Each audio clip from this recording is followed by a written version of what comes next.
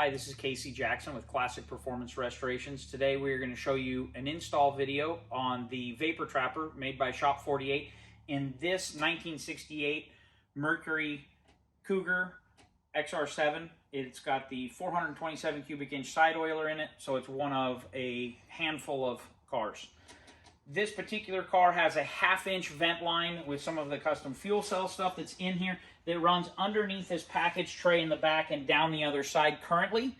It's a 1/2 inch vent, so we've got the correct fittings we're going to use. I want to show you how we are going to get this all set up and installed into this car, and hopefully it'll give you some tricks and some understanding of how to better install this into your vehicle. So we're going to be using these anodized aluminum fittings. This has the number 6 O-ring boss to a 1/2 inch hose barb end. And for install purposes on these, we always recommend some form of a lubricant, whether it's a dielectric grease. This is a little bit of a 3M silicone paste that we really like here in the shop. I'm going to go ahead and put a little bit of that on both of the threads. It helps with lubricating the threads. It also helps to lubricate the O-ring for installation. We're just going to thread them in on both sides. And what's nice about these, with them being the O-ring fitting, is you don't have to put Teflon tape on them or anything else like a hose or a pipe thread. It just makes it really simple. We're literally going to use this adjustable AN wrench for putting them together. They don't have to be torqued crazy. They just need to be nice and secure. So this is what is going to be ready to now install. I'm going to measure, because the hose is already run, we need to take a section that is 10 inches out of the hose. So from the top of this fitting to the bottom of this fitting is 10 inches, and this is our 8-inch Vapor Trapper. We have already set up in here where this hose comes down. You can see this is our 1/2 inch hose. We are going to mount it on this pinch weld on the rear. These are the inner fenders.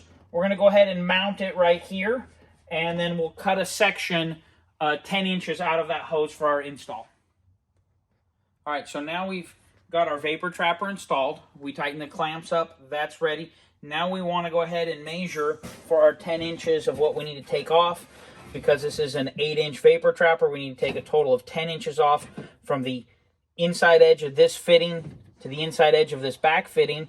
And so from here, we're going to look and figure out where our hose needs to be cut so that it will still make its proper turn. We're going to say that this is our point in which we're going to start.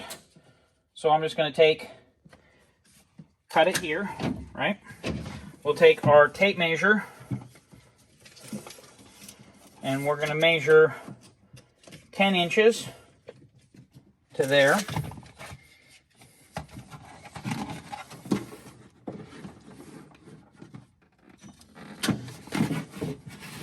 And that will make up our connection there and up above. We're going to use just standard worm drive hose clamps to make those connections.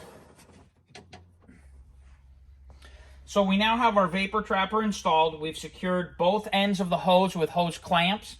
So the last thing I'm going to say in regards to the installation of this is we want to make sure that even though the Vapor Trapper is not mounted a whole lot lower than the extra tank that's in this, we've got the vent line running significantly higher than the fuel tank, which is going to ensure that we're not going to have any fuel slosh or liquid that's going to get into our Vapor Trapper.